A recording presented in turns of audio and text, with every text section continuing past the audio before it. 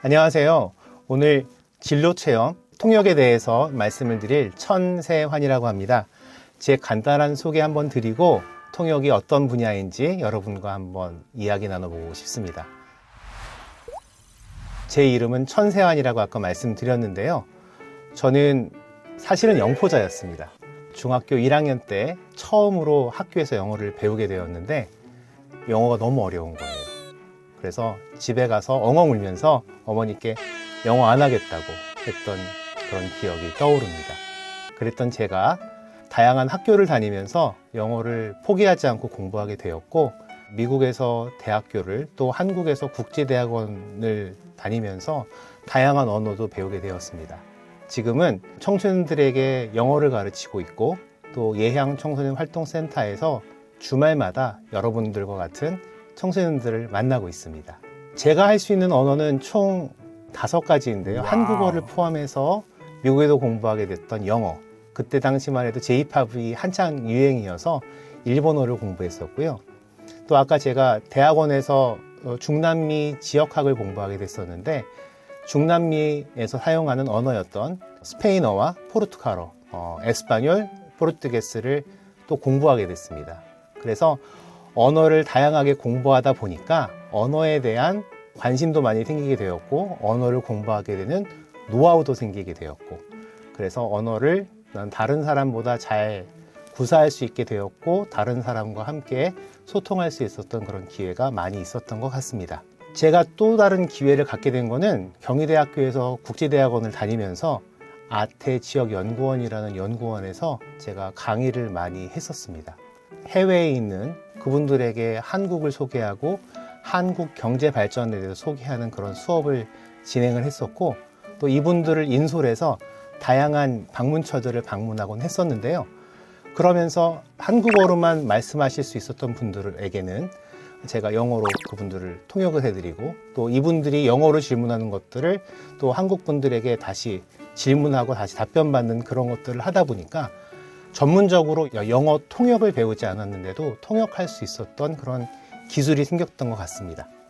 그 이후부터는 아주 편안하게 제가 갖고 있었던 아이디어들과 제가 갖고 있었던 지식들을 한국어와 영어로 편안하게 이야기할 수 있게 되었고, 직업 아닌 직업으로 자리 잡을 수 있지 않았나 싶습니다.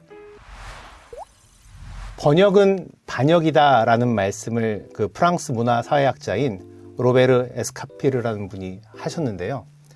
좋은 번역은 다른 사람들에게 감명을 주지만 잘못된 번역은, 잘못된 통역은 다른 사람들에게 오해를 낳는다고 해서 이런 말씀을 하셨다고 해요.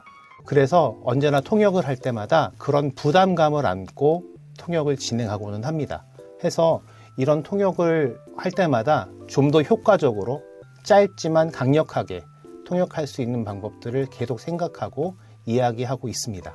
한번 그러면 통역에 대해서 알고 있는 진실들 또 오해들이 좀 있을 것 같아서 그런 것들을 한번 여러분들과 나눠보고 싶은데요.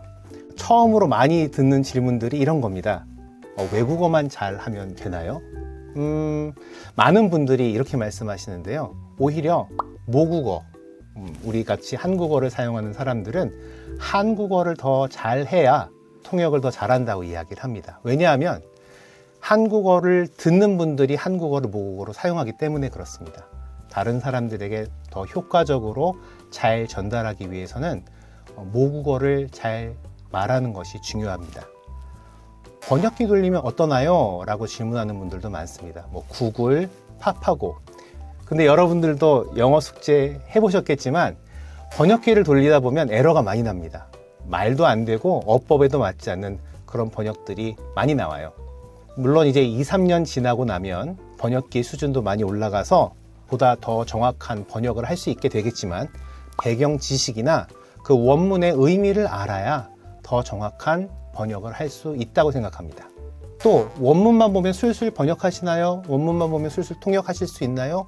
그렇지도 않습니다.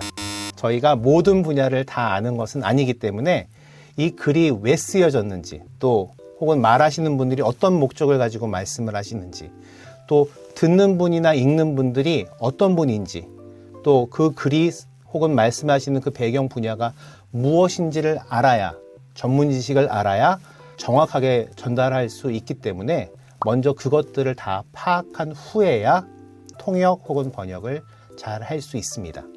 마지막으로 이런 질문들도 많이 하십니다. 정석이 있나요? 어디서 배워야 되나요?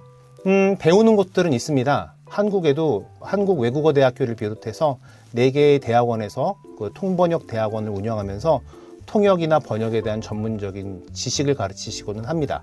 하지만 그렇게 하지 않으시더라도 영어로 자유롭게 의사소통을 하실 수 있는 분이거나 다른 언어로 의사소통을 잘 하실 수 있는 분이라면 누구든지 가능합니다. 또한 각각의 독특한 특징들이 있습니다. 이런 예를 많이 듣는데요. 할머니, 할아버지께 보살핌을 받았던 친구들은 할머니, 할아버지 말투들을 많이 따라하죠. 그런 것처럼 본인 말투가, 본인이 잘 쓰는 말투가 정해져 있습니다. 그래서 그런 스타일대로 많이 하는 경우가 있어요. 통역은 그러면 어떠한 방법이 있는지 보도록 하겠습니다. 통역에는 다양한 통역 방법이 있는데요. 첫 번째로 말씀드릴 건 동시통역입니다. 발표자가 말하는 동시에 통역 부스에서 통역사가 들어가 있다가 동시에 통역을 하면 듣는 청중들은 이어셋을 통해서 통역하는 말들을 바로바로 즉석에서 듣는 방식인데요. 국제회의나 컨퍼런스 등에서 자주 쓰이는 방식이 바로 동시통역입니다. 두 번째로 볼 건 순차통역입니다. 지금 그림에는 우리 봉준호 감독님과 그 봉준호 감독님의 통역을 맡았던 분이 나오시는데 발표자가 먼저 말하고 나면 통역사가 청취하며 이렇게 기록하고 메모했다가 발표자가 말을 끊었을 때 통역하는 방식입니다. 제가 많이 하는 방식인데요. 기자회견이나 회담, 인터뷰, 강의에서도 주로 이렇게 순차통역을 많이 합니다. 또 다른 방식은 수행통역, 또 전화 화상통역이 있는데요. 수행통역은 아까 보았던 그런 순차통역과 되게 비슷한 거고요. 전화 화상통역은 주로 이제 정상들이 전화통화를 할 때 또 다른 정상들이 전화통화에서 말씀을 하시면 그 즉시 말씀을 하거나 말씀하시는 분이 끝나고 나면 순차통역처럼 그 이후에 전달해주는 그런 방식으로 하는 통역을 말합니다. 그렇게 3가지에서 4가지 정도의 통역 방법이 있습니다. 이제 마지막으로 제가 청소년들 여러분들께 드리고 싶은 말씀이 있습니다. 한때는 영포자였고 지금은 청소년들과 함께 호흡하면서 영어도 가르치고 있고 또 주말마다 청소년 활동을 하면서 여러분들께 이 직업을 가져라 라고 말씀드리기는 감히 어려울 것 같습니다. 하지만 언어를 좋아하고 언어를 사랑하는 분들이라면 이러한 직업도 괜찮겠다라는 말씀을 드리고 싶고요. 늘 청소년들에게 드리는 말씀은 이겁니다. 보석함에 살고 싶어요? 아니면 쓰레기통에 가고 싶어요? 보석함이란 자기 자신이 소중하게 생각하는 것들을 잘 간직해 놓는 것이죠. 보석, 귀금속, 현금, 또 중요하게 생각하는 문서들이나 소중한 일기장들을 보석함에 넣고 잘 간직하고 있고요. 쓰레기통에는 내가 필요 없는 것들을 버려놓죠. 여러분들이 정말 어떤 분들이라고 생각하시나요? 저는 여러분들을 원석이라고 생각해요. 다듬어지지 않은 그런 돌멩이 말이죠. 잘 다듬어지고 깎여 나가면 보석함에 들어갈 보석이 될 것이고요. 잘 다듬어지지 않으면 돌멩이처럼 버려질 쓰레기통에 들어갈 수밖에 없겠죠. 근데 보석함엔 뭐가 있나요? 또 다른 보석이나 귀중한 것들이 있고요. 쓰레기통에는 쓸모없는 것들이 있을 겁니다. 여러분 주위에 보석 같은 존재들이 있길 원하시나요? 아니면 필요 없는 존재들이 있길 원하시나요? 여러분들은 정말 소중한 존재들이십니다. 여러분들을 갈고 닦아서 보석과 같은 존재로 만드시길 바랍니다. 또 다른 질문들 있으시면 언제든지 아래 주소로 이메일 보내주시면 제가 여러분들과 상담해보고 같이 고민해보는 그런 시간도 갖겠습니다. 감사합니다.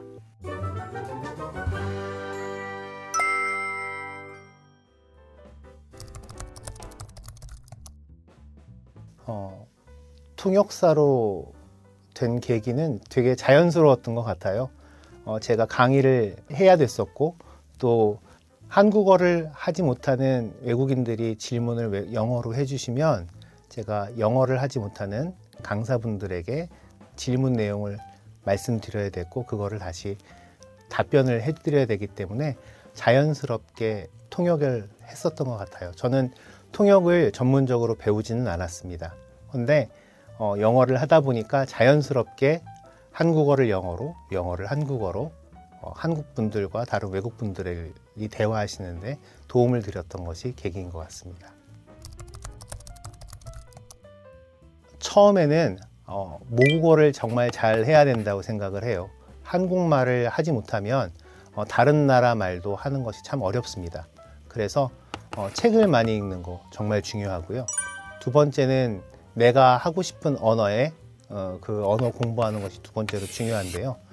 한 언어라도 다양한 표현들이 있고 또 쉬운 표현, 어린아이들이 쓰는 표현도 있지만 전문가들이 쓰는 표현들이 별도로 또 있습니다. 그런 표현들을 배우는 데는 일정 기간 이상 시간이 필요하기 때문에 짧게 생각하지 않고 긴 호흡으로 준비하는 것이 좋다고 생각합니다. 그러나 우선돼야 될 것은 모국어입니다. 한국어를 얼만큼 잘 말할 수 있고 쓸 수 있느냐, 그것이 정말 중요하다고 할 수 있습니다. 통역이라는 것은 다른 사람이 한 이야기를 또 다른 언어로 말해 주는 겁니다. 통역을 하다 보면 다른 사람이 하시는 말씀 이외에도 내가 하고 싶은 말들이 생길 겁니다.